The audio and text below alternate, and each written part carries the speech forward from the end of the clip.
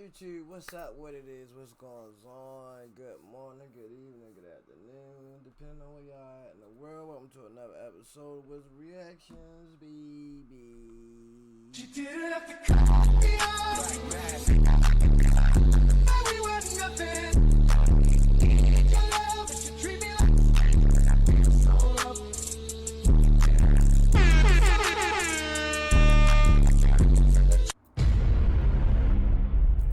Today we got some very special content, man. I feel as though it's a little bit more educational from what we usually get into, because we usually get into a bunch of bullshit, you know what I mean, controversy. I can admit that. But we're going to get into a little bit more sustenance today, conversations with a little bit more essence of knowledge. So we got somebody, a fella who claims to be a descendant of the Nephilim. And if y'all don't know what the Nephilim is, I'll give y'all a little backstory. Basically, back during the First Testament, before the flood, God sent a set of angels down here to watch man, called the Watchers. And somehow, how along the way, they got corrupted, and they ended up procreating with man and teaching them all type of sorcery and a bunch of illegal things, forbidden knowledge. And the result of their having intercourse with humans, it resulted in a birth lineage called the Nephilim, which is supposed to have been half human, half angel. Nephilim was supposed to be men of renown, giants, superior in strength, and a lot of other things.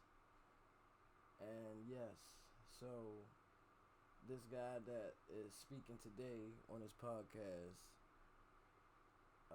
which we have a clip, which we have the clip of, but he's basically letting us know how they think, and other sorts of stuff like that. So to me, this is very interesting because, for one, you know, a lot of this stuff is supposed to be secretive anyway. You know, a lot of the apocryphal texts, that's why they took it out the Bible, because they didn't want the knowledge being widespread. But yeah, these type of things are starting to be exposed now, and I think if you have any type of intelligence, or if you is wise in any way, you would pay attention to this stuff and you would learn as much as you can. So with that being said, let's get into this, man. Y'all make sure, if y'all new to the channel, hit that like button. If you've been here already, hit that subscribe button. Welcome to the family, and let's get it on. You come from a family that people describe it as a Illuminati family. Mm-hmm. Is that how you would describe it?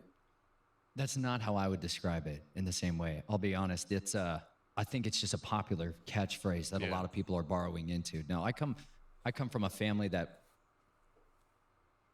they believe they are descendants of the old gods. That's the best way to say it. That they believe that they are carriers of a seed line that gives them the divine right to rule. And that is what gives them justification spiritually, emotionally, psychologically, scientifically, to dominate the lesser species known as humans. Humans literally means a lesser species of man. And they do not believe they are a human in the same way. They believe they are something other than. And that's descendants of this hierarchical ruling species that is from the celestial realm, that descended in the days of Jared and came down and procreated with the daughters of men. And that they still trace their seed line back to Gilgamesh, till Nimrod. And so this is what the dynastic families believe they have, is a superiority in their genetics on one side and the ability to commune with the divine. And so their children are progenitors of these, some might call them abreactions, mutations, these skills, psychic abilities, that kind of stuff, all variants of it. And so they raise up their children in this path with which involves a tremendous amount of shattering of the soul and the identity, so that there's compartmentalization within, and it allows them the ability to train their child up in a way that makes them conducive towards the family. I call them the family. That's what I called them. You know, it's a better word for mafia than anything else. But no, we didn't call ourselves, like my family wouldn't ever call themselves Illuminists. Yeah. Right? They're Luciferian. That's for certain. They worship Hallel and Shahar, as he's really known. But All right, I'm gonna give y'all a little brief context. He just said his family is Luciferians. He said they worship Hallel. Because that's his real name. In Hebrew, that's Hallel is Lucifer's real name in Hebrew. So that's what he talking about. He talking about the devil basically when he say they worship Hallel. He basically saying they worship Satan. That's his name in Hebrew. different reasons than what people are ascribed to, you know.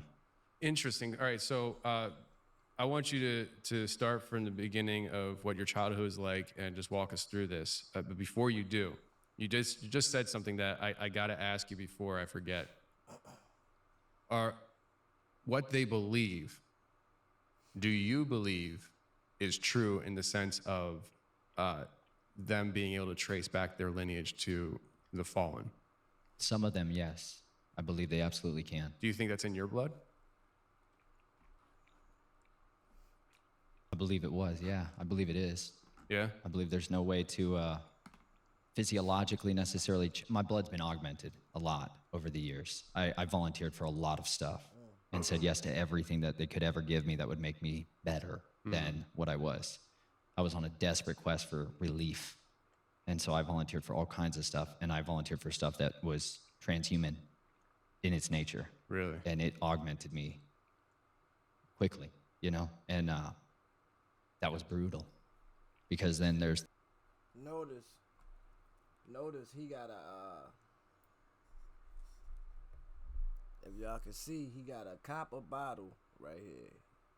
He's using a copper bottle.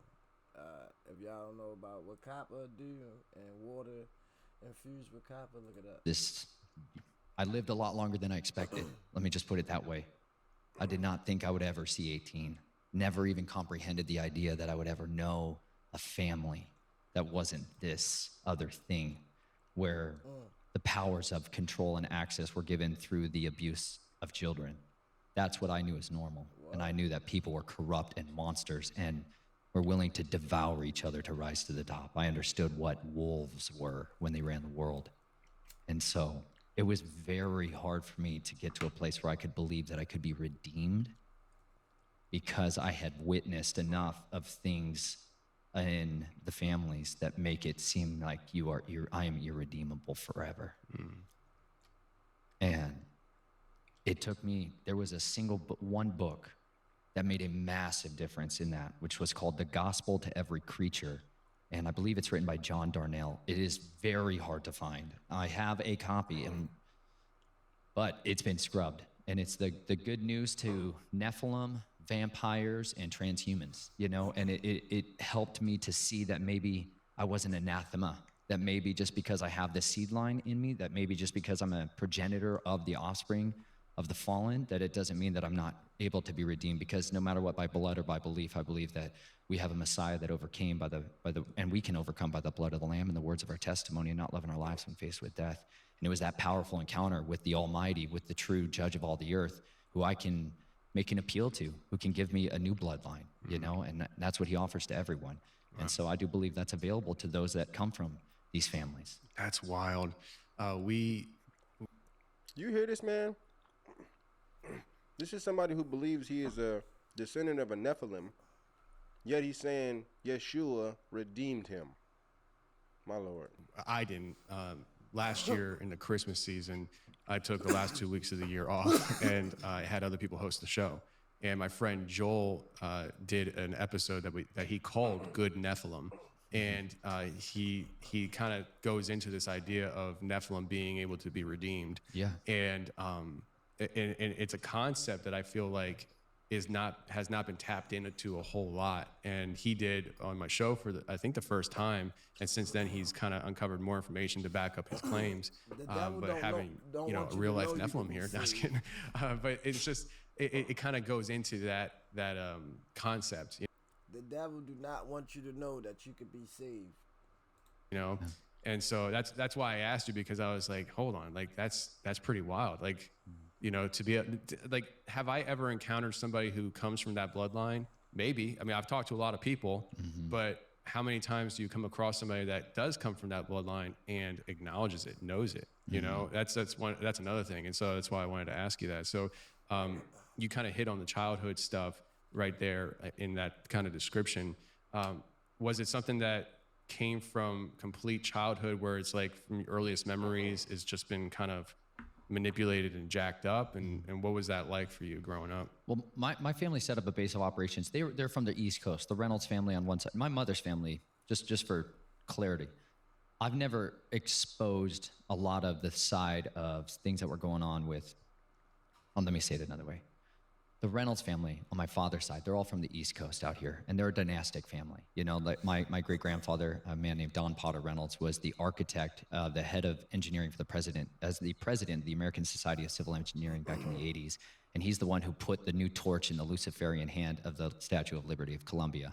And so he's a master Mason Luciferian in that way. And he was so much of the shot caller for the family at that time, especially when I came into being. And but my dad left that thing and moved out to the Southwest and started a different empire.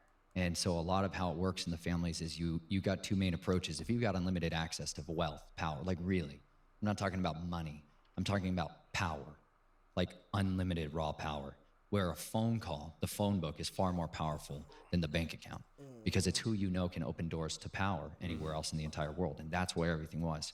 So you can leave with nothing, but then you can go build. And if you need the phone book, there's a price to be paid. And the price to be paid is generally one of your children. This is like the reality. It seems bizarre to some, but a child is generally a chosen child out of the family, is given over as an offering to the family. And they're the ones who's going to go through this left-hand path. They're going to experience the desecration of their soul, their identity, and they're going to become an agent for the family that is owned completely. And there's like a legal trustee that is given over to it. There's a board of directors that sits over it. Like, these are real legal confines for how the wealth is distributed out there. And so in order to build your empire, you got to be able to go prove yourself. And that's what he ended up doing out in the Southwest. And he moved to Arizona, an area called Flagstaff, Arizona. And where I was born, that is a place that's a high place, Mount Humphreys. It's a volcanic peaks that sit there. And the top of it is where the Hopi Indian and a lot of people had gathered forever to commune with the fallen. They believed that the sons of the sky would come down every season at the winter solstice, and they would abide from the winter solstice to the summer solstice there. And so this was a place where they would give their daughters over to them. This is Hopi mythology, like 101, you know, and they would make these Kachina dolls, which were an effigy of the what I would say is a watcher angel, that would come, and the daughter would be given to him, and she would place that over her bed throughout her life, you know, and that's her familiar spirit, right? That's where I was born into. And the people that still practice that old religion, that's the way I refer to it, they still do this. And they still take their children up there to give them over to them on these high days. And so I was born into that, and I was born through that seed line and into that ritual magic world. And but my mother's side are extreme Catholics and Jesuits through and through. And so her father ran a different operation in Southern California, which was much more based on the child exploitation side of the equation. And he operated out of Lake Havasu City, Arizona. I hear that. The Jesuit and Catholic side was more based on you know what I mean? What's the name? I don't want to really repeat it. I heard what he said, though. That's crazy. Havasu, for those of you that are unfamiliar, sits in the absolute desert border of Arizona and California, and it has the Colorado River that's been dammed up, and they created an artificial lake there. And it was a secret military base back in World War II. It was called Site 6. And it was a stopover point crossing the desert for soldiers going there. And they would made it into a rest and recuperation area. And so it was a party city from its foundation. It had a lot of underground structures that were built into it as a refueling point. And in the 1960s, a guy named Robert P. McCulloch bought it.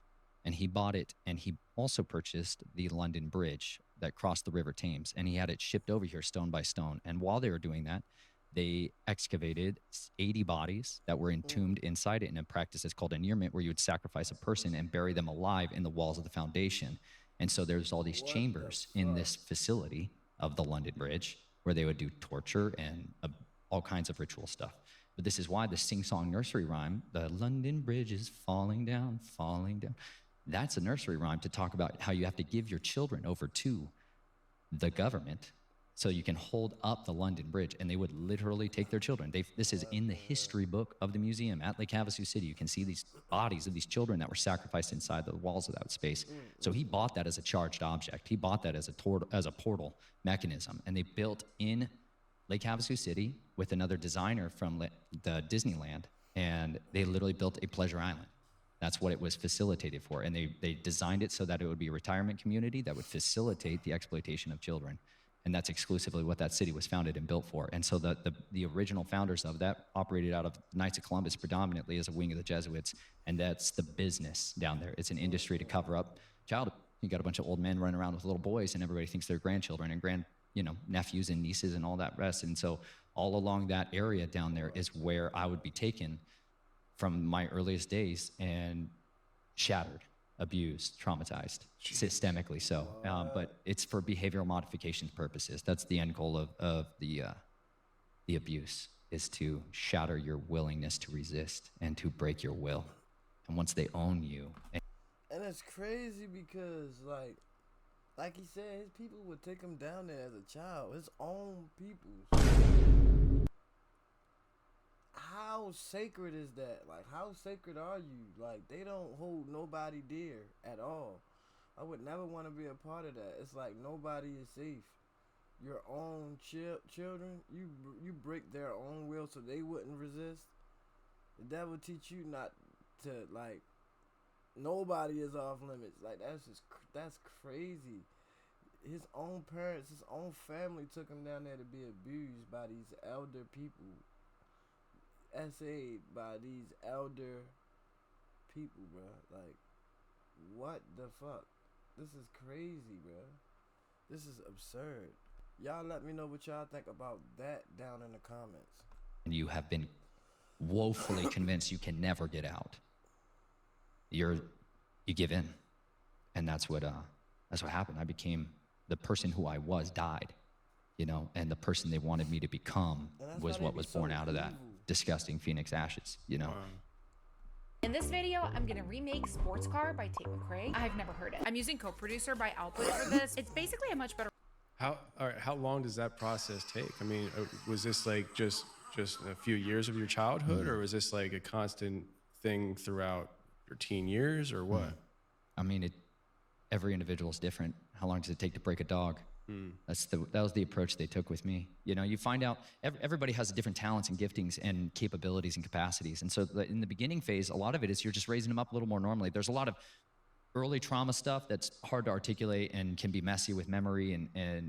But as I got older, like 5 and 6 years old, man, it became very apparent that I had a desire for justice. That was like the sole deepest desire that I had, was I wanted people to know freedom, because I had been so deprived of it from day one. And there's this practice of switching mothers. You'll have a cult mother, and then they have your regular mom, and then they create this trauma bonding so that you'll bond with anybody that they want you to do. And this happens by taking you away from your mom and your dad constantly and giving you new mom and dad, new uncles, new aunts, right? And so you're living in this constant state of destabilization. And so it's as that destabilization happens and that patterning is built up, that's when a lot of the programming comes in to stabilize these new personalities and these new pursuits and endeavors. But I had this zealousness to see injustice stopped, and they preyed on that. And so they gave me opportunities to fight back against these perverts who were abusing children, and they would build up in me this rage, this need for vengeance, and then they would let me release that on somebody. And in the beginning, it was people I knew were bad guys I'd seen abuse children. And I would slice their throats up, man. I would tear them to freaking ribbons. And I loved it because I finally felt like I could stop something that I knew was evil. And I thought this was the way to stop all these monsters in the world. I just wanted to hunt monsters in the night. I just wanted to go down in the tunnels and hunt. And that's what they kind of created in me, this just freak of a need to hunt. And then they would bury that away, and you go back to normal life, and you go back to Christian school, and you go back to the regular life, and your parents act like it's just normal, but they're like, you got to have cover stories for why your child's all beat up and bruised and your face is smashed. And like, I've had multiple reconstructive plastic. See, That's why they be evil. That's why they super evil, bro. They creating monsters. They create monsters in their own child. And if they do this to their own children, imagine what they got in store for our children, bro. Real talk. Surgeries from fights, you know, like fighting for my stinking life. You got to have cover stories. We would move around constantly. My parents would move us around sometimes every 6 months or not. But once you have a friend or a teacher or somebody notices, starts asking questions, or you start bonding with somebody that's outside the cult, they're not going to tolerate that. And so we would move all the time. And now my sisters on the other side, they weren't roped into this thing. I was in a male cult. This is the Brotherhood of the Snake down in the Cavasu. But this is, my sisters weren't caught up in the same thing, but they were caught up by the family as a whole. And so this carried on, and we moved into this place called Sholo Pinetop Lakeside, Arizona. And this is where an area, they would move to these specific high places where the veil is really thin. There's a very famous story about a guy who had an alien encounter out there, Snowflake, Arizona. And this is an area where I was right on the Apache reservation. White Mountain Apache Reservation was 100 yards from my door. And they would go out into the Apache reservation to these specific high places and do these rituals and this ritual magic. And a lot of that involved. That was when it was the worst to me, because I was old enough to understand how vile what was happening, you know, in ritual magic. And at the same time, I was the most readily influenced by the family side of the equation. I thought the family and the military was the way out, but I hated this occult side of it because I saw men become monsters physically in front of my eyes. Other things come out of people's mouths. Other things come through their eyes. Like I witnessed enough transfiguration to know that this stuff is 100% stalking in the darkness. And I don't want that to rule me forever, you know, but it was hard to not resist, you know, you're in it. Well, so, all right, seeing things like that, like you say, all right, so you said you saw men become monsters. Is that metaphorically or literally? It's literally. I've seen men do nasty things like an animal, but then I've seen men become not people. Like literally not be the people. Yeah. Okay. And there is like lycanthropy, and there's these understandings of what the Watchers are capable of doing that most people are just woefully ignorant of. And that's why they're perishing, is because they lack a basic understanding of history. And one of the predominant understandings of what a Watcher, specific class of celestial beings, is capable of is augmenting itself. They can shapeshift. That is by their nature. They're literally called metaskizmadzotoi in the Greek in the New Testament. And it's because he says it's marvel not, because Hasatan you could say like transforms himself. That's a good word for it. But he shapeshifts himself into an angel of light. And his messengers, his apostles, disciples, they do the same thing.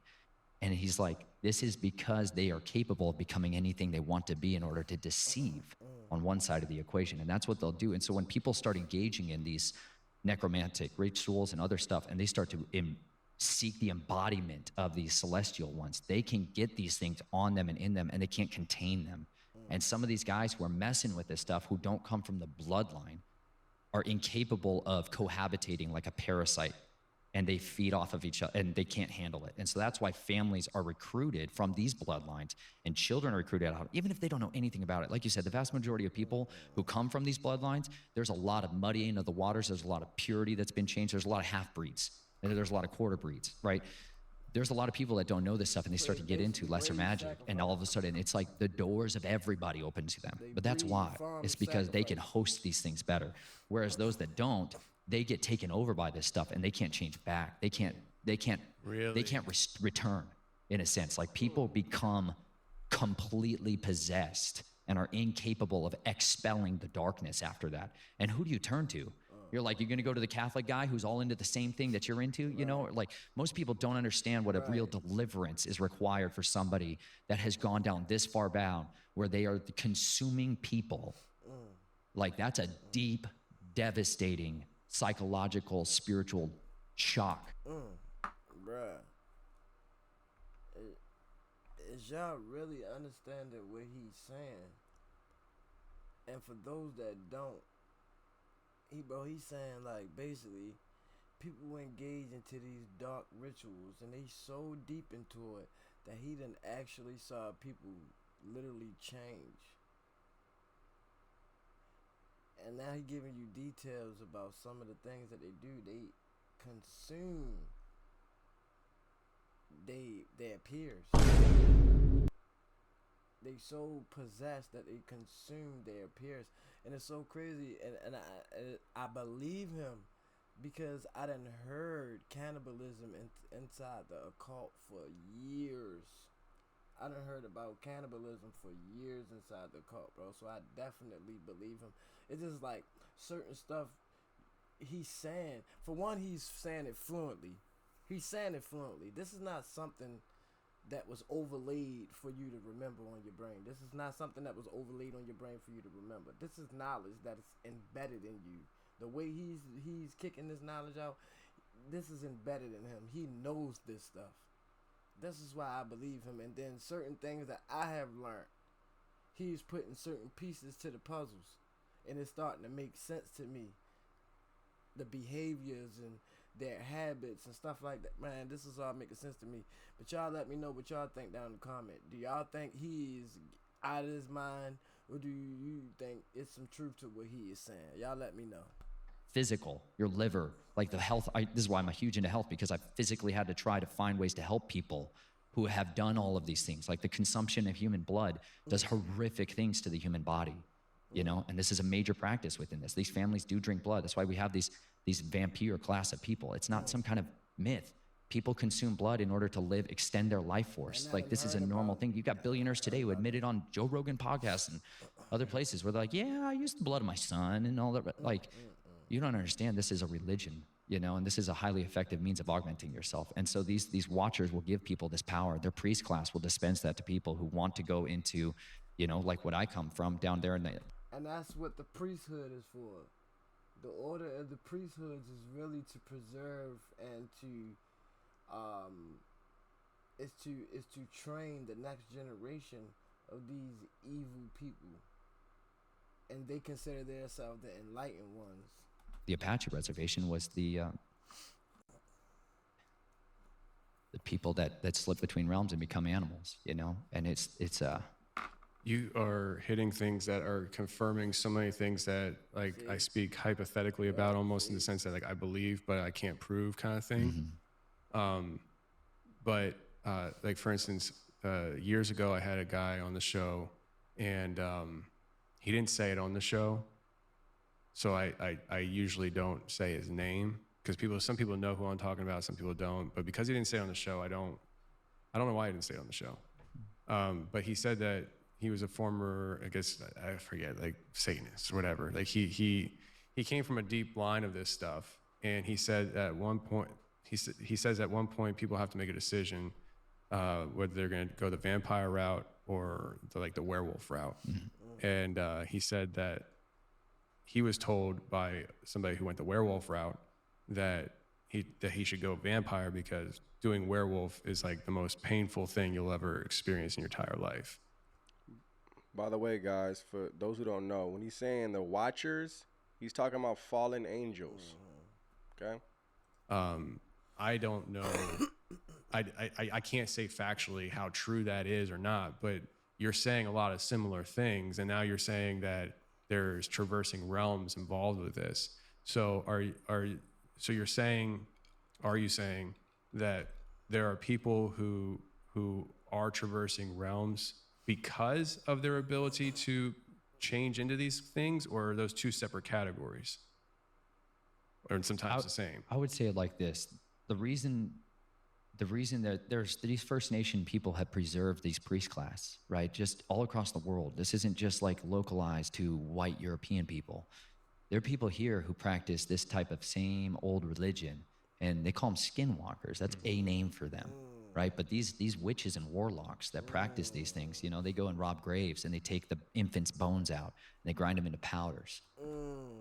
What? You know, and they use that as poisons. You know, like that. So the Jesuits was this like massive assassination team training group that was operating there that started training me. Well, then it was like you needed to learn this spiritual side of assassination and hunting and stalking. And that's where the skinwalkers and the Navajo and the Dene are like they have a different priest class that does that. And so that's what I got put out there for, because they do stuff like slipping between realms. We call them shadow walkers in the industry. Like these are guys that have this means to go between spaces. And so where you can't hear them, you can't see them, you can't detect them, they're not on thermal. but there's certain types of ways that you can detect them. So it's like you have to get kind of raised up into these arts, and these are like, this is why we call it, like, this is to me the realm of Azazel. I'm just convinced that this is all Azazel's kingdom in that realm, on that side of it, and people are just branching off of his tree of knowledge of good and evil side. Notice he said Azazel, or some people may call him Azazel. It's a fallen angel. If you ever read the book of Enoch, it talks about Azazel a lot. Fallen angels. This is crazy. One of the higher. You know, and he's ultimately the one that was teaching men these ways of war in that sense of it. But like, just like with this is all Azazel's kingdom in that realm, and walkers in the industry. Like, these are guys that have this means to go between spaces. And so where you can't hear them, you can't see them, you can't detect them. They're not on thermal, but there's certain types of ways that you can detect them. So it's like you have to get kind of raised up into these arts, and these are like, this is why we call it, like, this is to me the realm of Azazel. I'm just convinced. Okay, he say basically skinwalking, transfiguration, slipping between realms, all of that is associated and categorized as Azazel's teachings, meaning that Azazel, as the podcaster just mentioned, Azazel was one of the fallen angels, and like I said, he was one of the top fallen angels. He was one that was supposed to have said had greatly sinned against humanity, and he was punished. He had a real bad punishment. It was like it was a couple of them who had punishment above the others, and Azazel was one of them. It's that this is all Azazel's kingdom in that realm, on that side of it, and people are just branching off of his tree of knowledge of good and evil side. Notice he said Azazel, or some people may call him Azazel. It's a fallen angel. If you ever read the book of Enoch, it talks about Azazel a lot. This is crazy. You know, and he's ultimately the one that was teaching men these ways of war in that sense of it. But like, just like with what happened with Nebuchadnezzar, man, they cursed him with lycanthropy. Daniel warns him, hey, don't go down that road. You got a dream from the Most High, don't do it. And he did it anyway. He said the watchers are going to curse you. And that's literally what they did, man. They cursed him and made him a beast. They took him down the lycanthropy road, because that's what they do, man. His hair grew out, his nails grew out, like he became a different thing. And if you know about King Nebuchadnezzar, he was one that actually attacked Jerusalem and succeeded in taking over the city. He burnt down the Temple of Solomon, and after his invasion, the Ark of the Covenant went missing.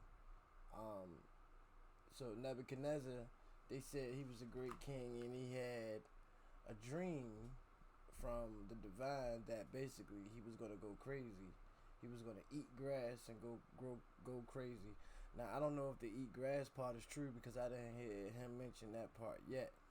But the go crazy part, now we're getting some backstory upon that. So now we know. Now I know, because I have a little bit of knowledge in this field.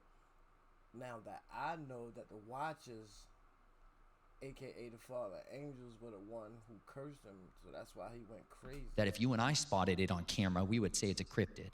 We would call these things cryptids, because we don't have a proper working knowledge of history and understanding why people called these things these names. But the vampire side of the equation, they tend to be much more human masquerading, whereas you get much more feral production when people start to take this other route of becoming a beast. That's kind of the options that they give people in that world. But I believe a lot of the guys that you see out there, or who are experiencing these things, they're loose assets for families. Like, these are guard dogs on estates.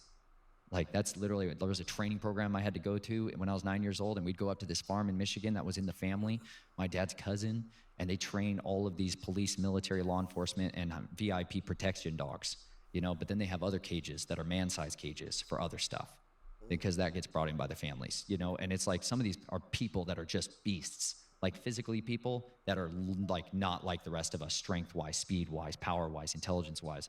And then others of them are just unrecognizable as anything related to man. And so Is that their ability, the strength, intelligence, is that something that is brought on through ritual, or is it brought in on through like medical injections? You know, like I've heard stories Right. of, you know, military they injecting, transform? you know, people with things, and How do they they start essentially become a super soldier. Is it that kind of stuff, or a combination, or what? I think it's just both. It depends on who's got high tech and who's got the old tech. You know, and the old tech is generally superior. The new tech has side effects. You know, when people are getting injections and are using, you know, recombinant DNA to start augmenting stuff, there's other variables that are unpredictable. Oh, so he getting into some juicy stuff. He talking about the science experiments and all of the stuff that's classified. He said basically some of the transfigured humans, some that's unrecognizable, they get that way through both methods. And that's the old way, which is through rituals and other sorts of ancient practices. And then the new way is modern tech, and they got shots on different type of things that alter your strands of DNA and awaken certain things in your blood and in your genes.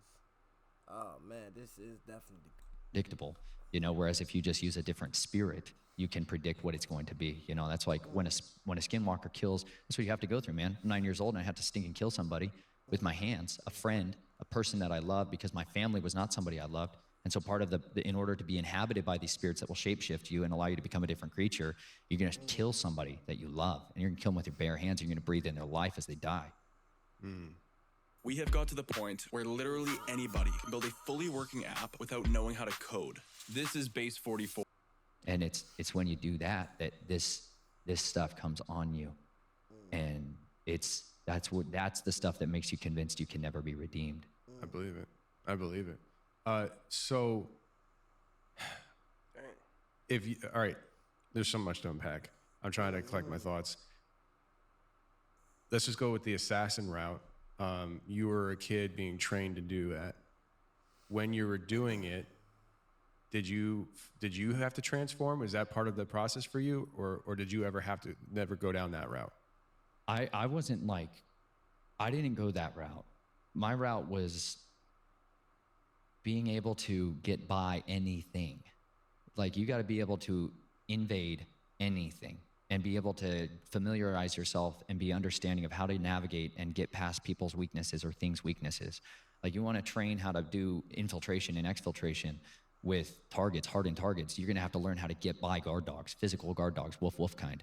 You know, and then you're going to have to learn how to get by stuff that's like, they have a warlock that sits in this estate, and they do ritual magic to do all these spells and incantations. You need to know how to get through that. So there's like, you get training by getting exposed to all these different variables so that you can be able to pierce through no matter what it is and eliminate somebody or plant something. It wasn't always just like assassination.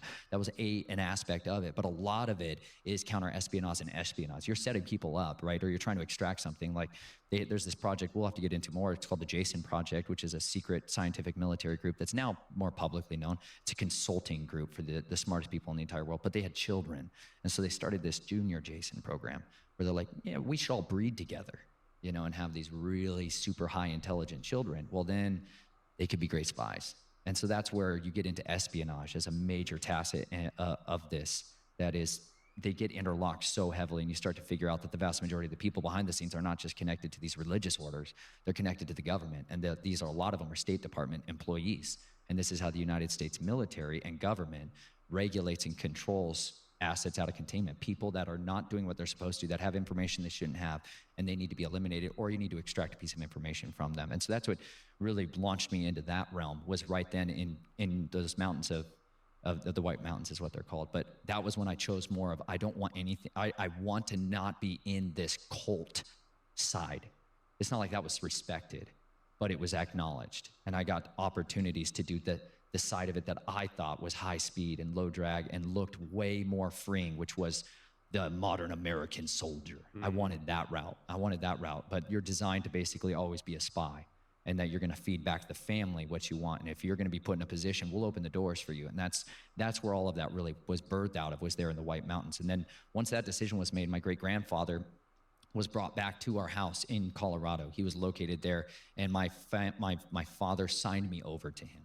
He got parental rights. He got bedtime rites with me at night. That's sick. For a few years until he was too sick to do anything about it. And my dad got access to the trust fund. And that was when everything went from like surface level poor middle class American to like planes, new cars, plane, new car, houses, bed and breakfasts. Like my family became wealthy. And I got thrown from freak show level werewolf Psychoville down in Arizona into the big city of Colorado Springs, which was military gods. You know, like military, it is the capital of the New World Order. It's Denver, the Front Range of Colorado is 100% the place where the capital has been built and the infrastructure was laid. And so I got put into the military side of the projects there when I was a young teen. And that's where NORAD Space Command and all of this underground facility from the United States Air Force Academy, and that's where I went into the military side of the equation, and that's where I stayed for quite a few years. That's wild. I had a guy on the show a while. I don't want to rehash the story. I don't even remember what episode it was called or what I called it. I think it was a member show, but he was messing with something in his apartment, and somebody called in terroristic threats on him, and he had like all this like powder and stuff. Like he wasn't making bomb. I don't think he was making bombs, but like, anyways, the SWAT team came and raided his home or his apartment, and his brother called me. He's like, dude, why is a SWAT team at your apartment right now? And he's at work. And so he just panicked and he fled. And, oh gosh. And he this is in Colorado. He fled into the woods, and this is where the story for the show came up, because he's out in the woods and all of a sudden he's being hunted by translucent people shooting at him. And he said this lasted the entire night until he wound up getting to like a safe zone where it just kind of stopped, and he wound up turning himself in and cleared his name and everything. And I don't know, like I don't think he spent any time in jail because he wasn't building bombs, but he panicked. Like he's the kind of guy, like if I remember correctly, he's a bug out guy kind of thing. Oh yeah. And so it's happening. It's going down. It's going down. We're heading to the hills. We out. You know, like I've been training for this. Right. You know, He's heading to the tunnel. yeah, exactly. And so, but that he said that was. They laughing about that, but that's real life contingency plans that people got. Real talk, like in case stuff ever happen. If you know, you know. If not on the NORAD property, it was right near it. Shine Mountain. Yeah, and so we theorized that he might have even just stumbled into a training exercise. That's what you could call it. Yeah, That's a fun word. So in other words, it was training. You know, like, oh, here's an easy target. Yeah. You know, so what you're saying is it's almost like you're confirming that there is a lot of high level stuff happening there that would be almost sci-fi to ordinary people. That's where Nikola Tesla set up his entire laboratory system.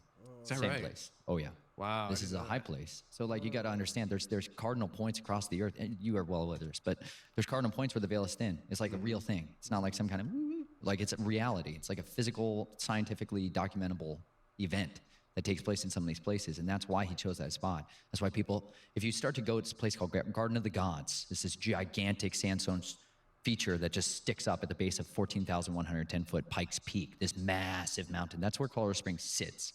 And then it's a confluence of all these springs, these incredible hot, well, mostly cool water, but mineral-rich springs called Manitou Springs. That's where I ended up going to high school. And it's the highest concentrations of witches in the United States per capita occupy that area because it's a gigantic tunnel system that has been there from before the days of old, always been there. People have been there, and they've been doing these kinds of participatory acts. Well, the United States military moved into there on a huge degree in the 1940s and began to build during the Cold War, they began to build a lot of tunnel systems. And this is where the continuity of government operations headquarters was going to be when it came to the central part of the United States.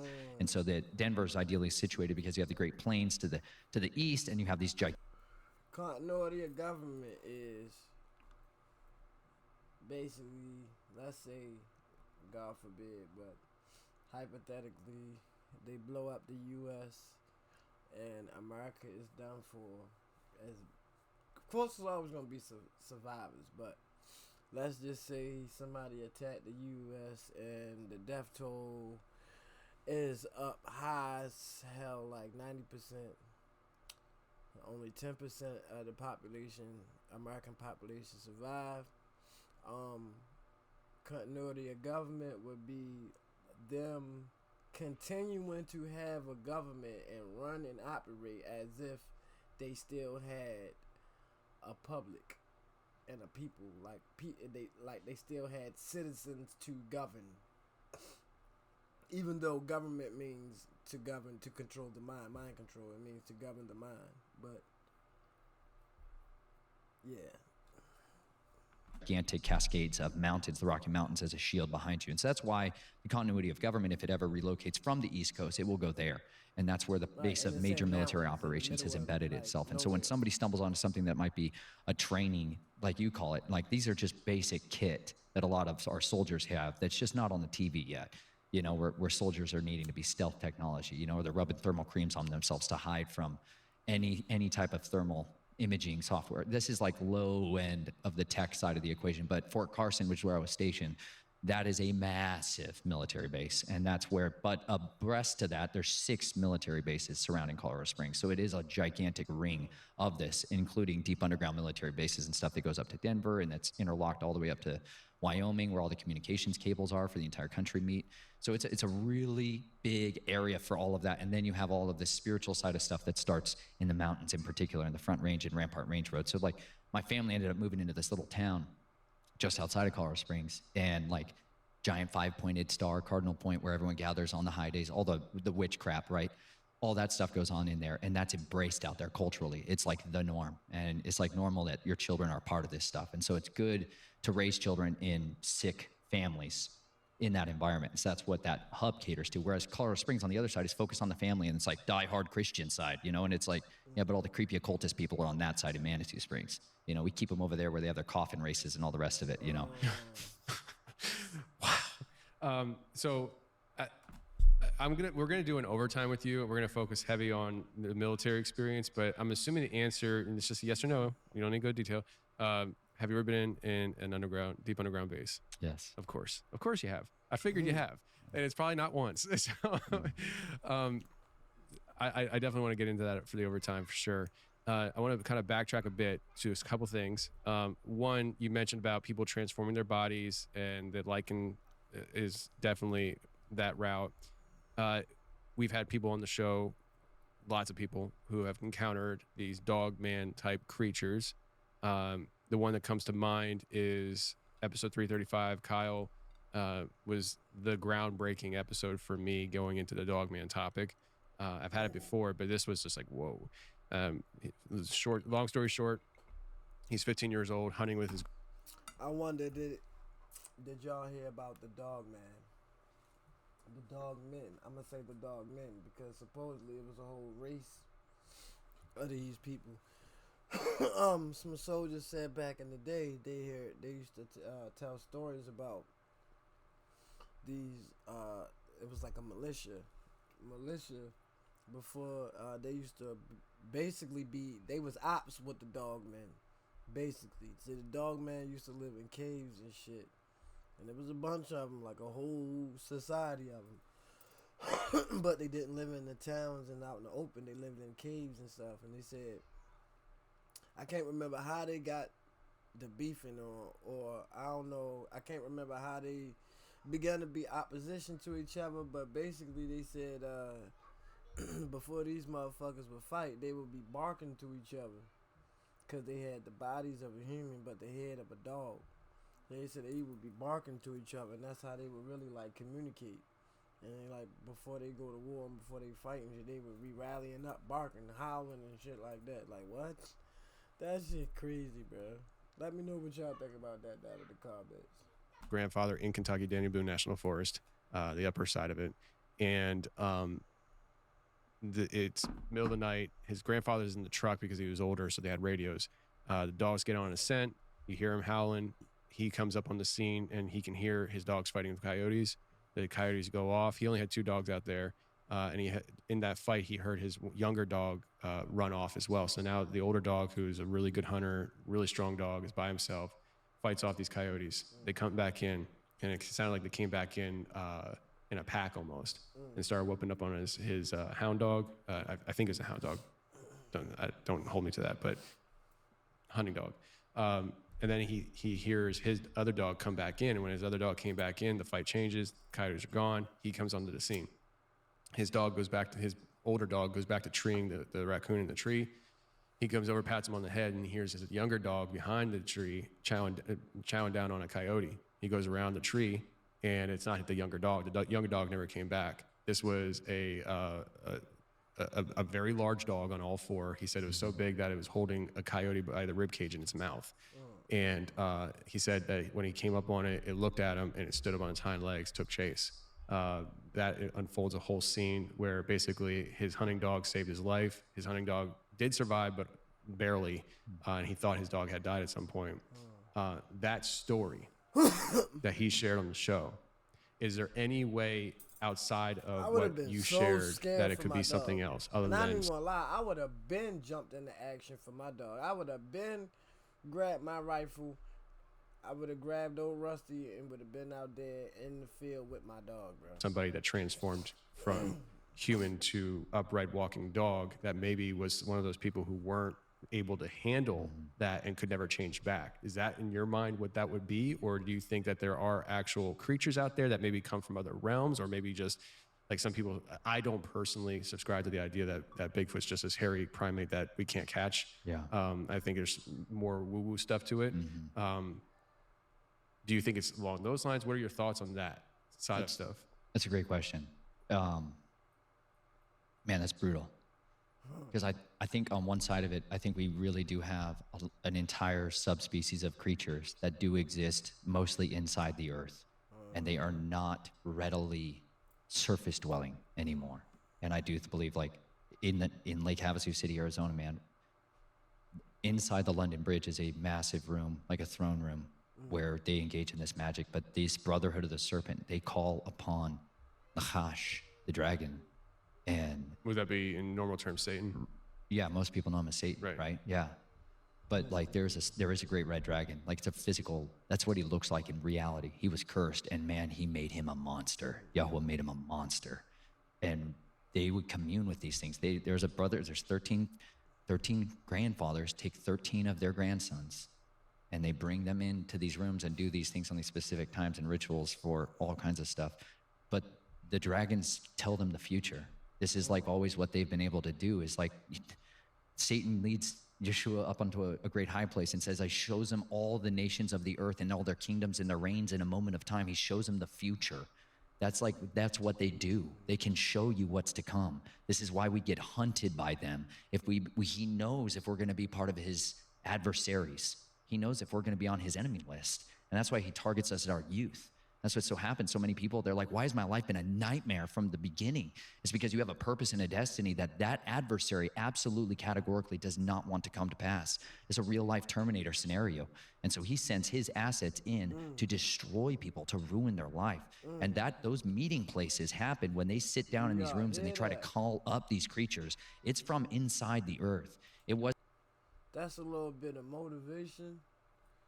I mean, it's a little bit of discouragement because, you know, you're going to go through stuff. But it's a little bit of motivation. And it should provide some relief to all y'all that's battling unknown cause problems, life problems, and y'all just like, damn, why I can't catch a break?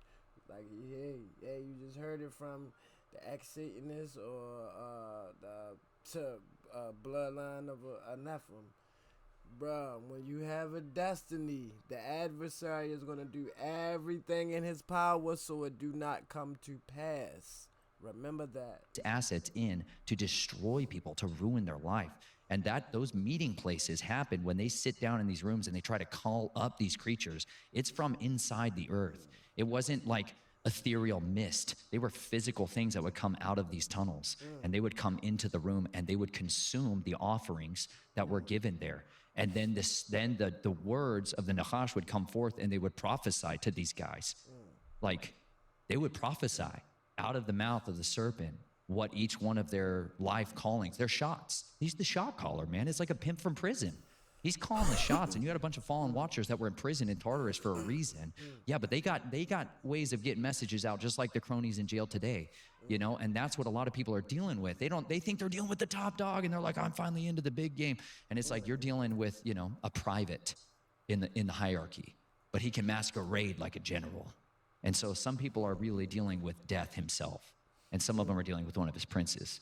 And this is what my family's covenant was with the dragon. They didn't mess around, man. They went all the way to the chain of command. They uncovered a bunch of, my great-grandfather's grandfather was an archaeologist who dug into the Indian mounds out in the Ohio River Valley. And they started finding a priest class that was these serpent worshipers. And that's what they started calling upon. And they started trying to wake up and rise up, Wachiblos, which is these deities, these dragon fire deities that This demand. is in Ohio? Where these mounds were found, it's the Ohio River Valley. Yeah. Are we talking about serpent mounds?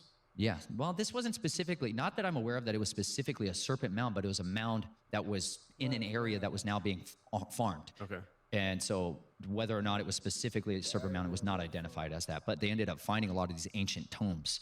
They found the writings of this priest class, and they started using their magic to call back up these fallen ones. And they were, the part of the trade is the priest class has all this secret knowledge that they then use to rule the kings with. And that's what they wanted. So that's how the Reynolds family, this is also documented in a book called The Gilded Leaf by Patrick Reynolds, who was a bloodline descendant specifically and in the actual inheritance of the Winston cigarette company, you know, the tobacco empire that ended up buying Nabisco Foods, that ended up running the world. What relation is it to you? Like an uncle? I don't know that I am a bloodline relative of that guy. Oh, okay. Patrick Reynolds specifically. My Reynolds family is the one that does the black gold stuff, all the secret, disgusting, dirty money.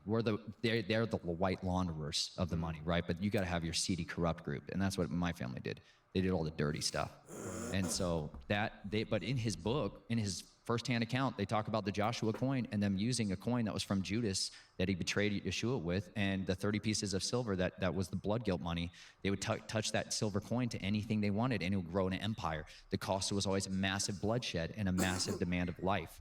And that's always what the serpent required. He wanted life. And so, like, on one side of the equation, that's what they used to build the Reynolds empire. That's what they used to go down Alcoa and all the aluminum industry and all of the stuff they spray on us and the stuff they poison us with and inject us with and all the variables of complexities of targeting that they've done against us. That all comes from that covenant that those two brothers sat down, did, and entered into a blood covenant with the dragon, man. And this is what the fruit of it was. Well, my family entered into that on a different route through this priest class thing. And that's what they would practice down there. And that's the same old religion that people have been using a long time. So on one side of it, I've seen physical beings that are definitely not like our animals up here come out of these spaces from inside the earth. I've seen in deep underground military bases, dogmen, like you would kind of describe them, some more humanized. And I think a lot of those were experimentation and genetic splicing. I think a lot of that was gene editing stuff that I've seen.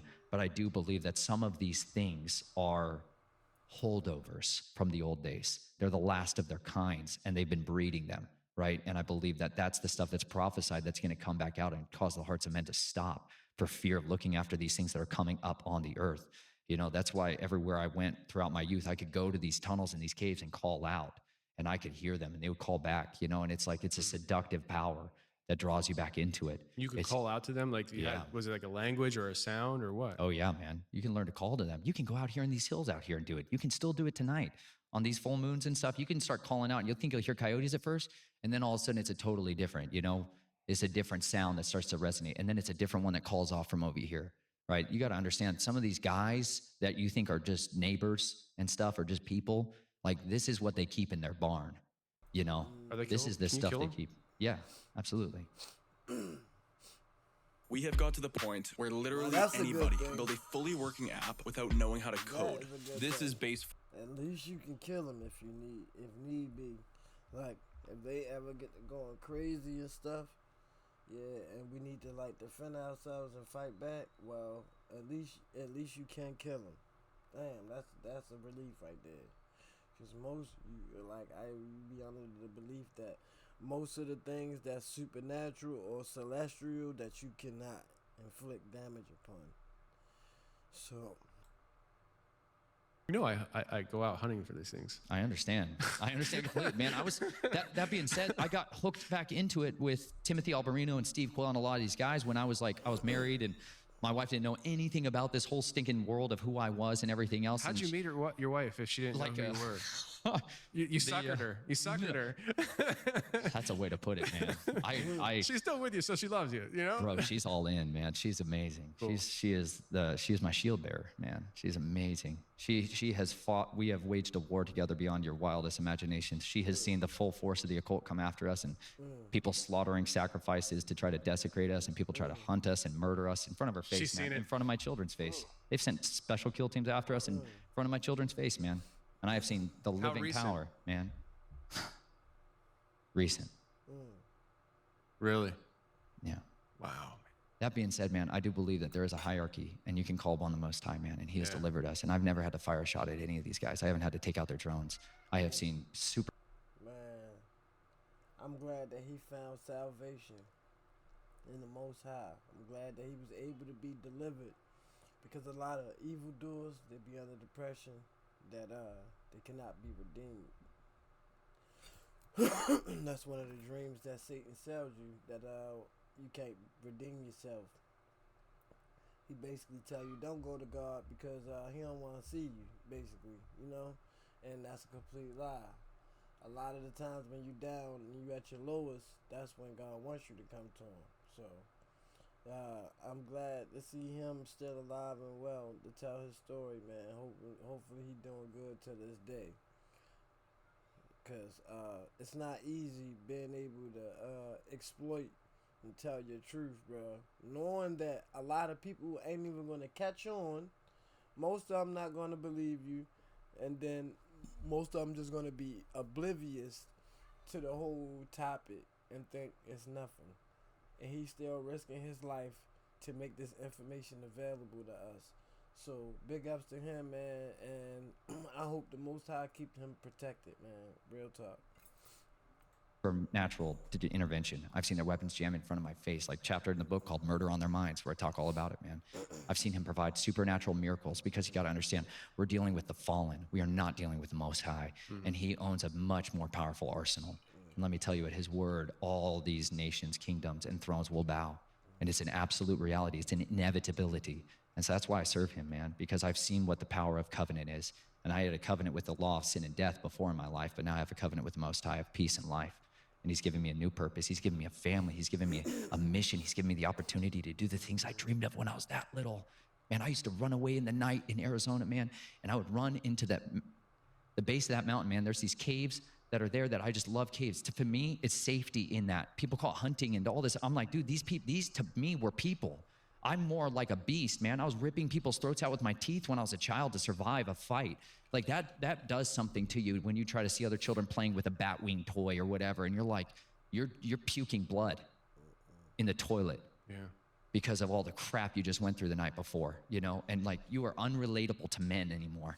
You can't comprehend the things that are in your mind when you have been defiled so systemically for so long.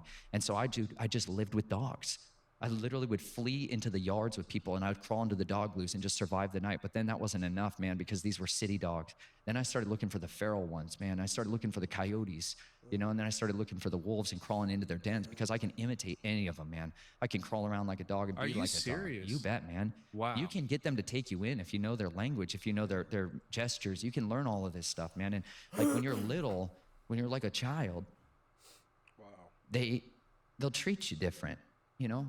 Yeah. And they like, man, I literally ended up living with these things. And they're like, I have this love for wolves because of that. Because I've understood what a companion can be when you're desperate and distraught. And like, these were my best friends. And that sounds so weird to people, but like when I was a child, I bonded with the animals. I wanted to murder all the people because people were monsters. I couldn't imagine a world of the living. I got so lost in the world of the dead. And I just wanted to find some semblance of innocence and purity. And I could not find it in people because everybody was manipulating me. I was nothing but an asset to them. And I didn't know which end of me they wanted. Do they want my skills? Do they want what do they want from me? And so it perverted my understanding of people. And so I just fled to animals. And that's where like I talk to these creatures and live with them. Well, then you start encountering these other ones, you know, and you start to befriend them.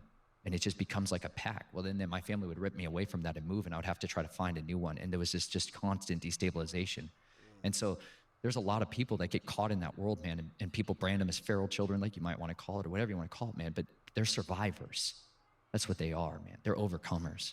They're the remnant. They're the leftovers of nightmares. And you know what? They're some of the most incredible people or things that have ever been. And that's why I'm here to preach the gospel to every creature. That's what it says. My commission from my king, who gave me my marching orders, is to preach the gospel to every creature. And that's what I'll do, man. I'll do it in the tunnels. I'll do it everywhere, from the tops of the roofs to the bottom of the earth. But I'm much more familiar and comfortable down there than I am out here. This is the world of oddities, where people think this stuff is like legend and myth and strangeness. And it's like, you go into these families, they broker deals with this stuff. They get down with these things, and they generationally raise their children to have that seed line in them.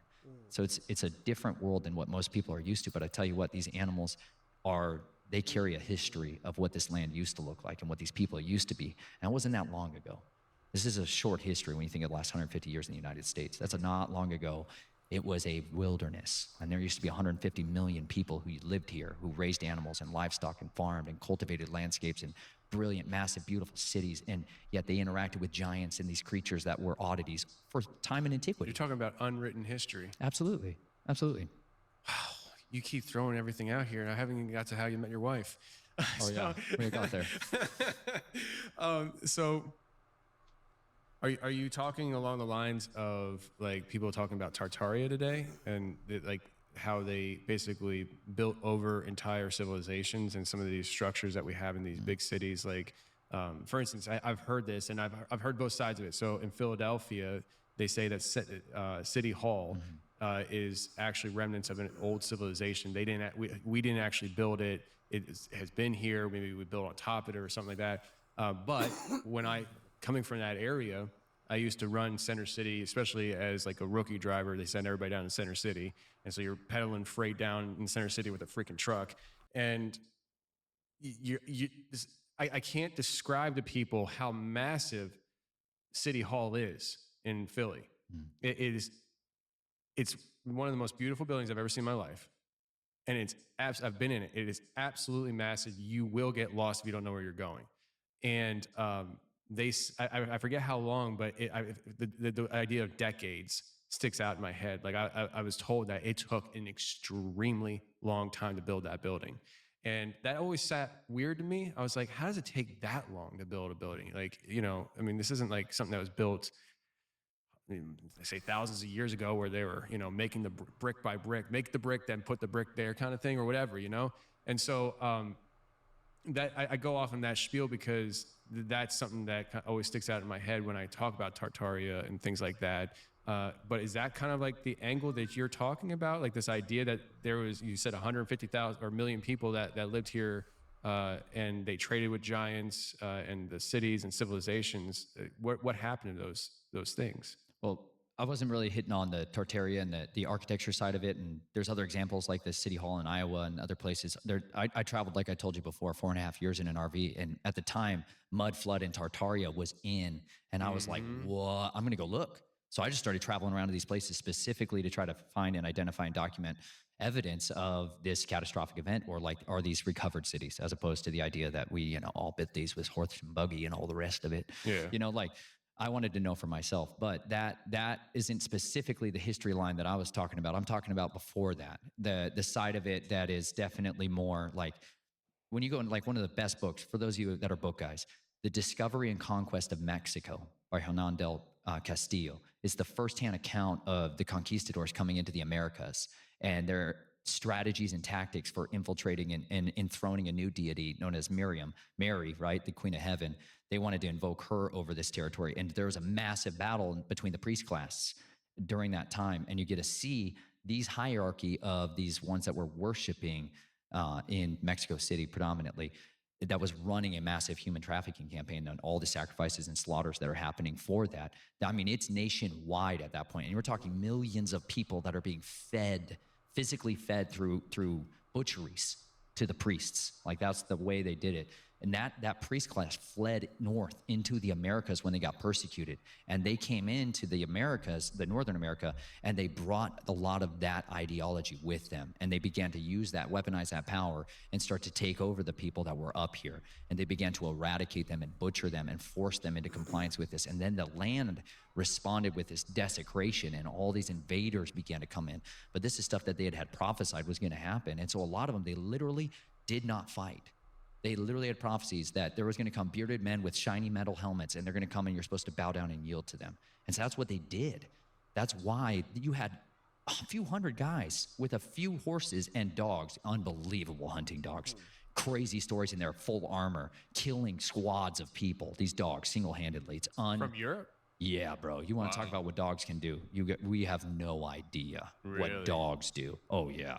DeSoto and what he brought with his dogs in the Americas, most terrifying things that the natives had ever encountered was the dogs, because they would kill hundreds of people, like just jump from one to the next, ripping throats out. Like, these are all documented things. So I love that side of the history of understanding where did this all come in here, and why was there the expunging of the record of anybody who had a culture or a written language? Well, that's because we wanted to support this ideology of manifest destiny for this invasion force that was coming from Europe, was that it is our right to rule over these savages and to begin to take their territory. But ahead of that was the surveyors, and following them was this military expedition across the West, which was to the Army Corps of Civil Engineering, eradicate the history of the people out there. And that's what they did. That's why they built dams and rivers and lakes in specific places and changed geography. They're sponging any evidence that this is a advanced civilization. But we have firsthand accounts of people that said, we've been in the biggest cities of Europe, and over here they're better and more beautiful and more grand and well designed than anything we've ever encountered. Wow. This is not just one. Many people that came over here in the beginning could not understand the capacity of the people that were here. This is the origin place of the earth in many more ways than what people think of as Africa. This place is where the first documented evidence of a horse, of a camel, of all of these languages, mummies, the oldest mummies in the world. All this stuff is here. Here? It's just not public. Wow. It's publicly accessible. It's just not popular. You know what's interesting is that you say that, and fast forward a few hundred years, here we are, and now we look at European cities and we're like, man, they're so beautifully built. Look how clean they are, because our cities suck. Like, everything's falling apart. Nothing's built to last more than 50 years. Like, it's just, it kind of totally flip-flopped. That's wild. So, all right, I'm going to go back again. And I do want to hit on the story of how your relationship with your wife evolved and stuff, because, and we will hit everybody listening right now. First of all, we will ask the question of, where are your parents today? How do you what's the story there? Because I even told you that's the question I was going to ask you at some point. But I'm looking at I also, while I'm talking here, before we go any further, I didn't say it in the beginning. I will put it in the link in the description. You do have a book. You did mention it. And I was like, dang it, I didn't mention it in the beginning. But it's called Snatched from the Flames, One Man's Journey to Uncover the Family Secrets Buried in His Blood-Stained Past. And that is available on Amazon, and I will put the link in the description of this episode. But let's talk about family. Mm-hmm. Let's start with the family that you love now. Mm-hmm. How'd you meet your wife? How did that whole thing evolve? Did you ever think that you'd have to tell her this stuff? Did you have plans? If not, what spawned you telling her? How did she take it? Yeah. All that. I'm very interested on the social side of this. She, when I got out of the military, I ended up studying psychology at the University of Colorado at Boulder. I wanted to put people back together. I was tired of taking them apart, and I wanted to understand what the heck was going on in my mind, because when the military washed me out, man, they scrubbed my memory. They did multiple traumatic brain injuries and all kinds of specific things to try to expunge what had happened there. They don't want you telling your secrets. Anyways, I was a dribbling mess. I literally couldn't remember how to walk right, eat right. I had Post-it notes on my wall to tell me to shower and put on clothes and names. I went from savant level IQ kind of stuff to like impossibly debilitated, and it was excruciating on me.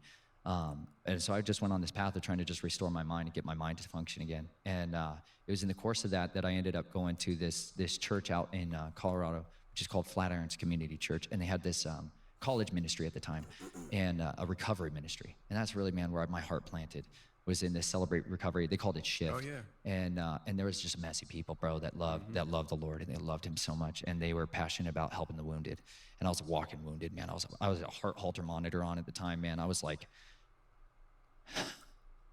Vibe coding 101 part 3. Stop typing your prompts. Seriously. You're prompting cursor over 100 times a day. I didn't like my whole life. I'm like the last man standing for some stupid reason that I couldn't understand when I was young. I just wanted to die. I just wanted to die so bad, man. All my life, I just wanted to die, and I never could die. No matter what anybody ever tried, always I lived, you know, and I was so tired of it. And I ended up going to this church, and these people like loved on me. Not the way like Christians had in the past in the same way. Like my family was Christians. I went to all kinds of different denominations throughout all of this experience. But meanwhile, my family would pedal me back out the back door, you know? And so my version of what a biblical minister was capable of was so jacked up. I thought they were weak cowards.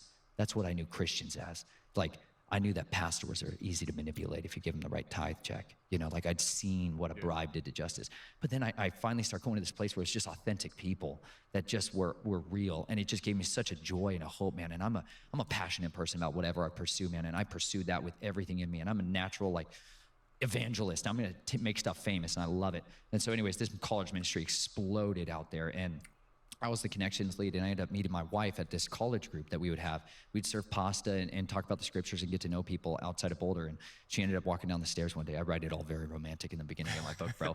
I was like chasing her, you know, and she was not about it, dude. I was couch dude at the time. I was like living on a couch because I wanted to have this Harlequin Great Dane, great hunting dog. They're a castle dog. That's what you use to guard your castle. When the master's in the house, they're wonderful. When the master's away, they'll rip your throat out. They're amazing. Anyways, I was raising this dog, so I had to live on a friend's couch so I could have this dog in my dreams. And I met her, and she was just like way out of my league immediately. And I just was like, not having it. It's not going to happen. She was like way older than me and highly successful. And I was like eating out of trash cans, you know? Yeah. And so she liked me, man. It was great. It was beautiful, man. I don't know how, but it worked out pretty well, man. I romanced her like crazy. I called them adventures. We didn't call it dating. I just took her on adventures way late at night because she used to work night shifts, so we'd hang out at 3 in the morning. Dating requires putting up money. Oh, yeah. Dating requires putting on a title that other people were not about. You know, like, oh, her sister did not want me to be with her at all. She like sat me down and tried to scare me off. Really? Like, yeah, because I was like young. I was like 19, and I was like, bro, I was all over the place, you know, compared to what she was used to. And she's like, my sister's she deserves this, you know, and what are you? And I'm like, not that. Yeah. But anyways, man, I ended up going to Afghanistan, and I was on that trip to Afghanistan that I was like, I gotta be with this woman. I came back and was like, I want to be with you. And she was like, I'll think about it. And I was like, no. I was crushed. But she ended up doing it, man. We ended up like being together, and we ended up getting married a couple of years later. And dude, I didn't tell her any of this. She knew I was a mess. Let me be clear. She was a mess at the time when I met her, too. She was a wreck from all the things I was talking about earlier at the hospital they were forcing her to do, and were just killing her health horribly. And she was sick. And so we got married sick together. It was great. We were a total hot mess. Our first year was a nightmare because I was a screaming nightmare at night. How do you tell that to somebody before you, like, we weren't sleeping together before we got married.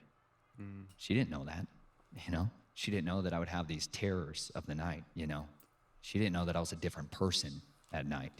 And then all of a sudden into our marriage, my dad comes back in because he wants to control again. He wants to make the money.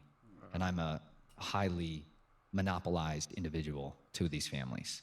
And they wanted that again. And they wanted to turn on the old other side, which is this Nathan and Jason side.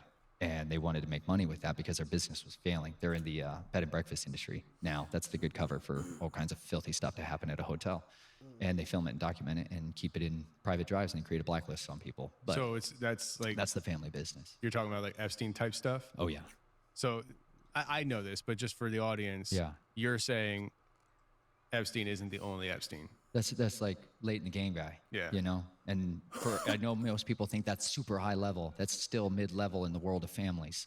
He's not the family man in the same way, right? You can run into a different synagogue of Satan everywhere you turn, right? You can run into the great whore of Babylon that sits in Rome and Vatican City all over the place. But then there's these old bloodlines too that are a completely different thing. And they have different ways of controlling people.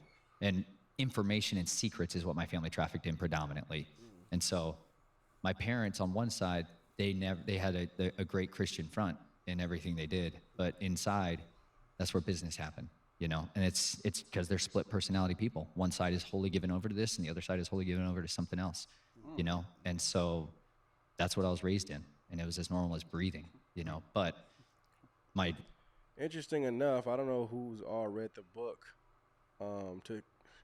He Came to Set the Captives Free, but in that book, it's talking about how the girl who ended up in a satanic camp went there because she went to church and somebody from church invited her. Watch out for these serpents in the congregations. wife didn't know any of this stuff, and she was not from a family like this. She grew up in like a normal middle-class American Christian home, you know, and that did go to focus on the family kind of stuff, you know. And Poor girl. bro, she got it was on. So what the trigger event that changed the whole story was my dad moved back in with us for a few weeks. How'd you let that happen? You don't exactly have free will. It's like a real important thing to understand when you're a yes man still. You know, I didn't have anything to really fight for besides my wife at the time. I didn't have children. And like they castrated me when I was young. They make you a eunuch so that you can go into the king's.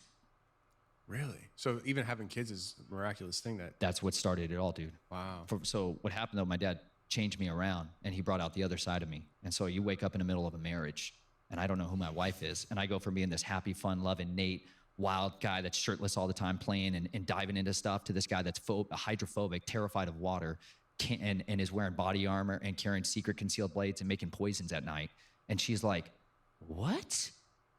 Goes by a different name, disowned all my friends, burned my phones. You know, went full protocol, like sterile protocol. She has no idea what any of this stuff is. She's like, I don't know what tradecraft you're talking about. And she's like, what is happening right now? And I changed clothes, wardrobes, everything. I started getting into this underground world. Time out. I just got, before I forget this, you might say yay or nay on this, but what you're describing almost sounds like a Jason Bourne type thing. And they named him Jason in the movie. Does that have anything to do with the Jason program, do you think? Absolutely. Okay. And the Jason program is for that. It's Gotcha. to activate those guys. Those are sleeper cells. We will get into that, but continue your story. I just the dots come and go very fast for me. So. I understand. You got a lot of dots in there, bro. They connect. I'm just like, what is going on here? But so I burned everything in my previous life. But at the same time, let me tell you the saving little, like, what happened though? They meddled. That was a bad idea because you suddenly give a guy who has been used to being in his teens the last time he had freedom of body. And you suddenly give a guy who's in his 20s, who's got a car and who has no handler on site, you know, and this thing called the internet at his fingertips. And now you can look up anything. And this is what happens, like between 11 and 3 in the morning, I'm going to start learning. And I just start diving into all this stuff. And you can start asking questions and get into forums and blogs and backdoor access to all kinds of stuff. And I started connecting dots on who was who. Because what they wanted me to do was go after a kill list for them. But I'm not interested in that. I've got a very, very long, old kill list from a lot of other stuff they don't know about and other people don't know about. That's what I was thinking about. You know, I'm like, I'm going to just burn this entire house down. I'm running operations on a coven and a cult that was operating out of Boulder, Colorado. I just started investigating people again, like I do. And I started going out at night, street walking, street preaching on one side of it. But on the other side, I was doing surveillance and counter surveillance on these guys that were running children out of Boulder streets and starting to build dossiers and everything, you know, because it's like what I do. I'd rather live in a cave and come out and do that kind of stuff and then disappear. But I've got this wife who to me was like a lead weight. It was like a giant point of vulnerability. I live in a house. What the heck? You know, I was like ticked. So I was like, pissed all the time. I basically hated her. And she felt that. Okay. She felt that. Gotcha. You know what a wife will feel? Well, your ambivalence towards her. More than anything you ever do to your wife, she'll feel ambivalence the most because it's the opposite of love. It's not hate. It's ambivalence. And that's what I gave her. And I started wearing knives strapped on my chest and razor blades in my shoes. And she's going to start picking up on stuff like, why are you always wearing guns? Like always, you know? And I'm like, you know why? And she's like, what's that voice? Do I want to know why? Yeah. But at the same time, this health crisis happened where she got poisoned and it almost killed her from the hospital procedures that they required.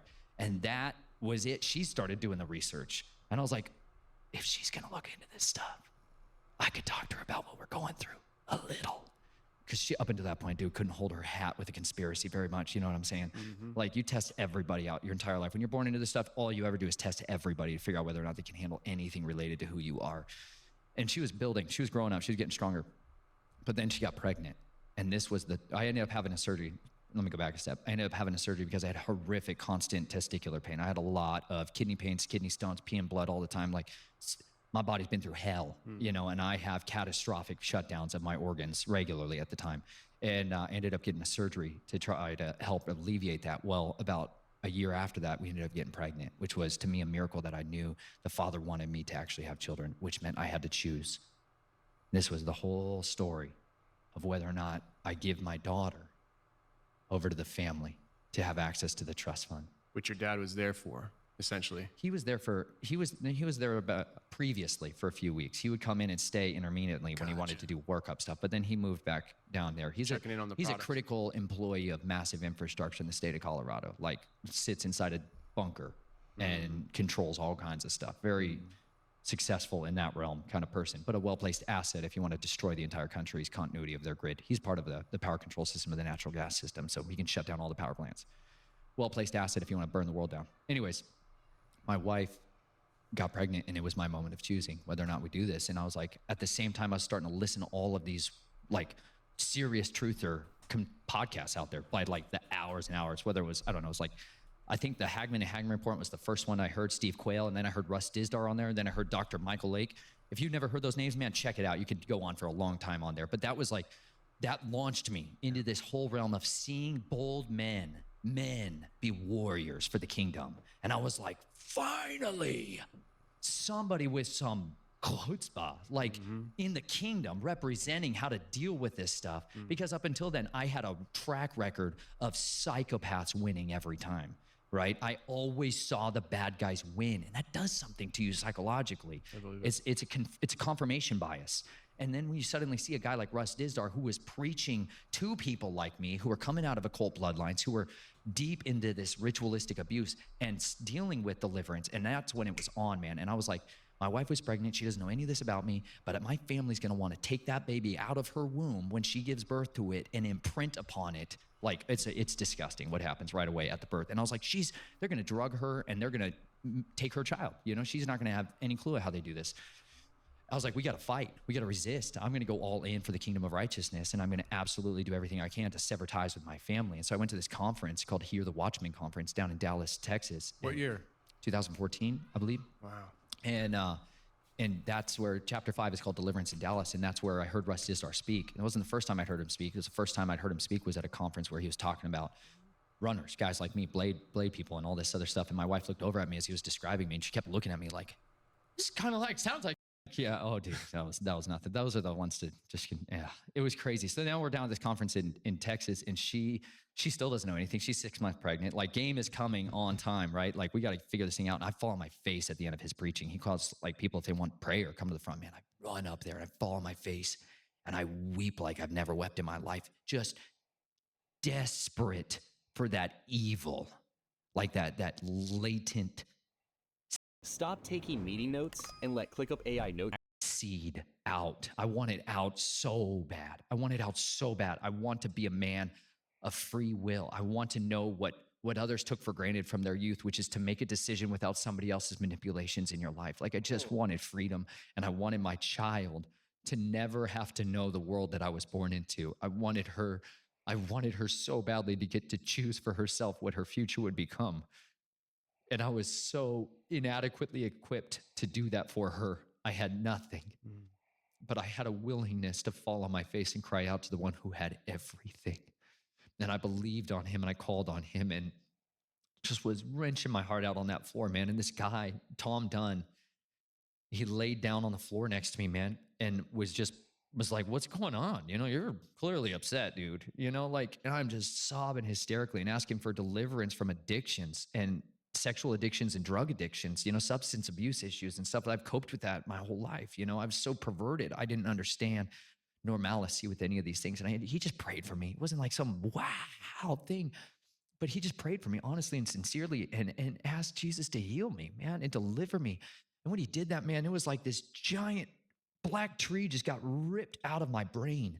That's the cover of my book, man, was like the Father, he took this hand and he took that pierced hand and he gave me a transplant. You know, he took me out of that family of death and he gave me a branch of life to live again with. you know, and that's where it started. Somebody else at the same conference, random person walked up to me, handed me this folder and disappeared, like straight up disappeared in a line I was in. And I was like, what? She's like, you need to read this. And it was all these prayers for breaking the curses from generational sins of Freemasonry. And I was like, what?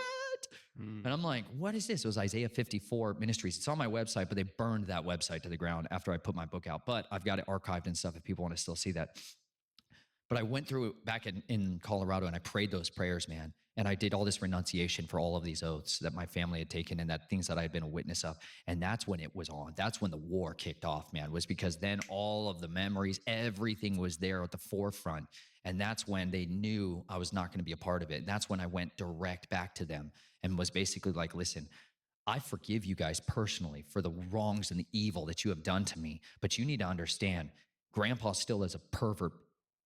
Like, and you're still taking your grandchildren to him, and that better stinking stop. You know, like it was like a showdown. Initially, my dad's like, I'm sorry, I know this stuff happened to you. I'm really sorry that it happened to you. Like, I'm the dad, I'll fix it. And then at the same time, he was like, don't tell your sisters. Don't you dare tell your sisters. You can tell anybody you want. I don't care. Just don't tell your sisters. So that's immediately what I did, right? I'm like, game on, son. You want to fight that way? So I went and told my sisters. And then it was just this, she curling up in a fetal position and reverting back to this infancy thing and just like, I don't remember. And then they bring in somebody else to live with her, like a handler to scrub her and control her, because they have big families still that are still in, you know, and that's So your a sisters big are still in? business. Oh, yeah. So when you talk to your sisters, I have not talked to them since. okay, That was the last time I talked to them. they didn't remember at first and you were triggering memories? Is that what was No, going on? yes and no. Well, my oldest sister, I don't name any of my sisters because there's a lot of innocence still Sure, at yeah, play. I'll name all kinds of people, just not them. But my oldest sister, like when I started talking about it, reverted back to the stuff and was like, I need help. I need counseling. I need deliverance. I need, like, please help me with all this stuff. Right. Mhm. And she wanted help and wanted to get out.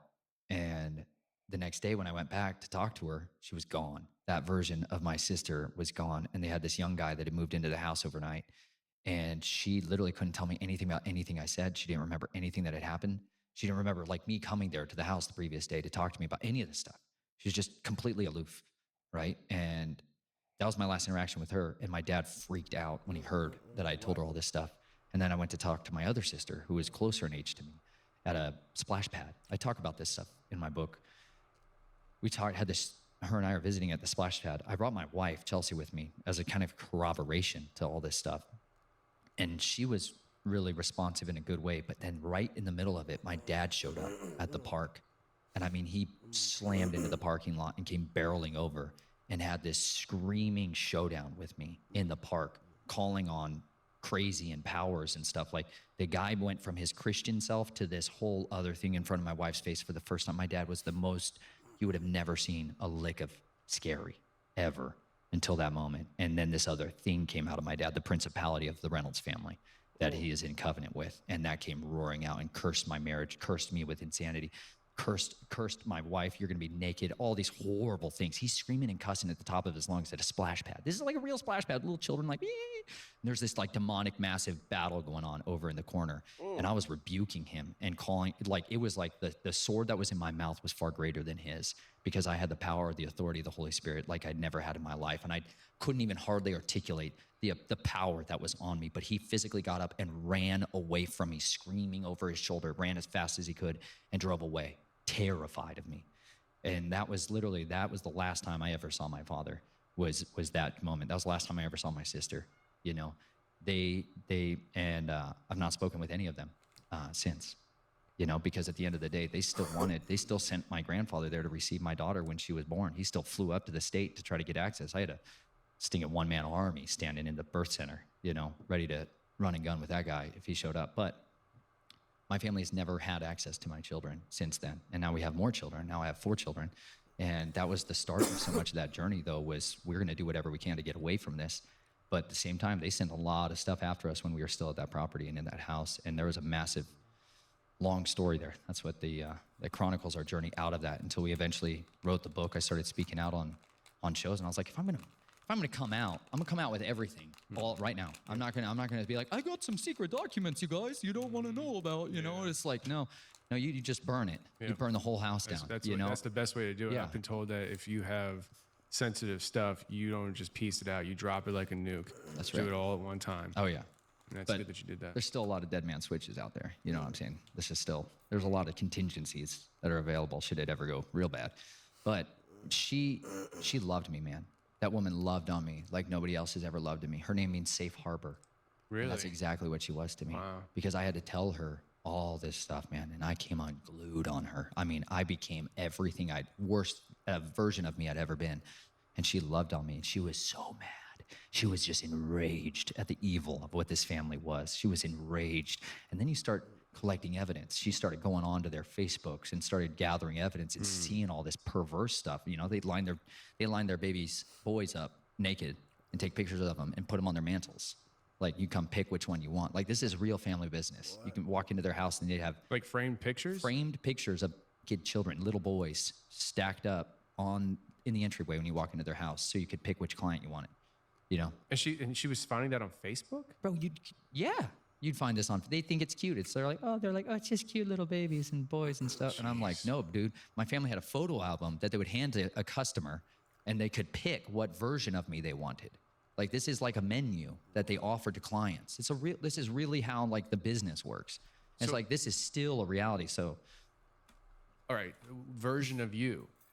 So it's like they pick a version and they got push the certain buttons to get that version of you to manifest? yeah, then they get a code book that goes with it, and that brings that personality out. You know, Really? because if you want a cross-dressing girl, this is how you get that.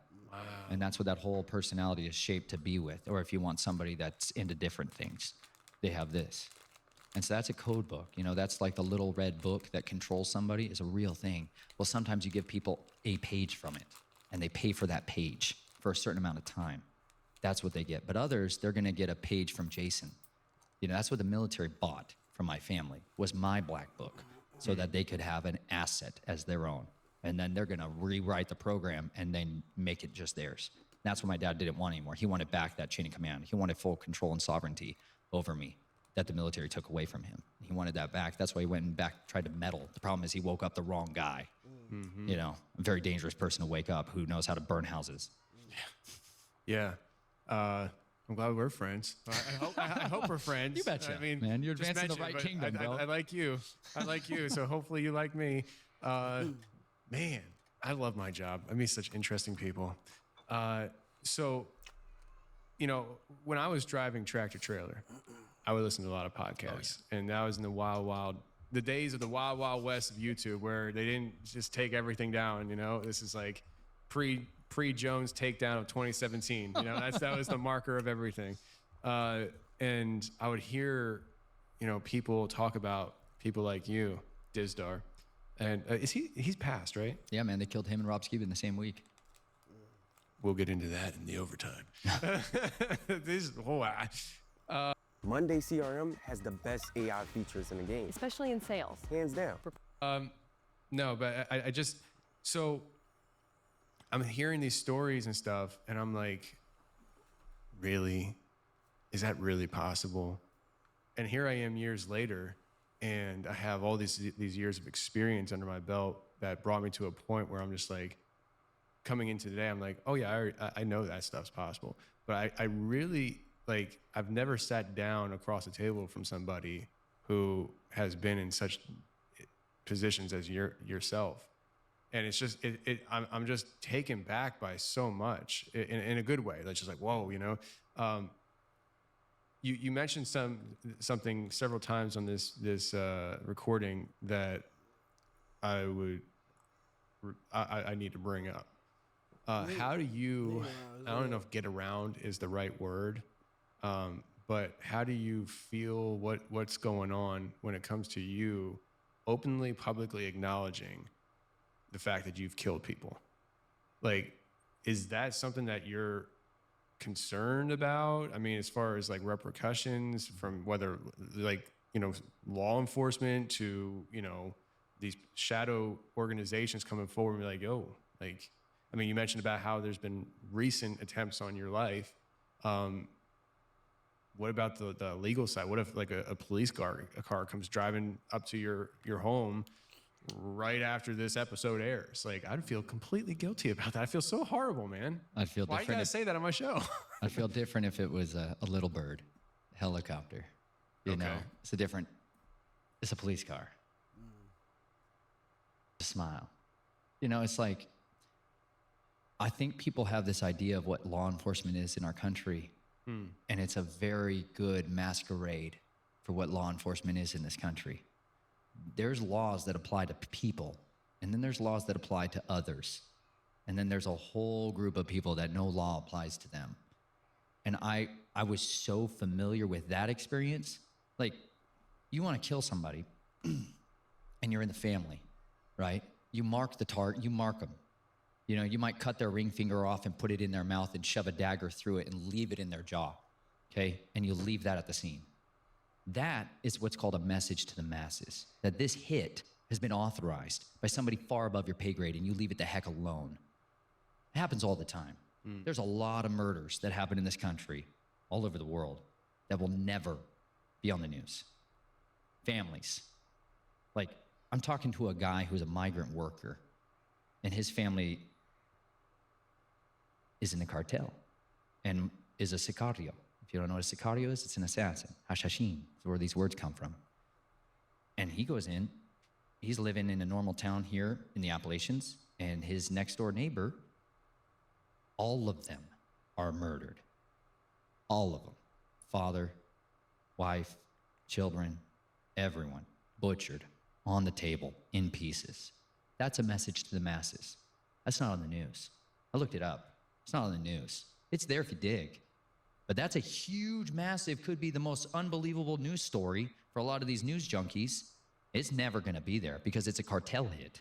You got to understand who these cartels are. They're families, different families, and they are fighting a war, a quiet war. And this is why you have gray men that are out there to do their dirty business, gray women too. But there's stuff that's non-prosecutable in the United States. And a lot of it happens if you have diplomatic immunity. And that's what a lot of these people operate under, the same guidelines of that. I don't have that. I don't have any of those protective measures in place whatsoever, but it was as familiar as breathing to me to go through that world, and that was normal, that murders happen all the time and nobody ever cared.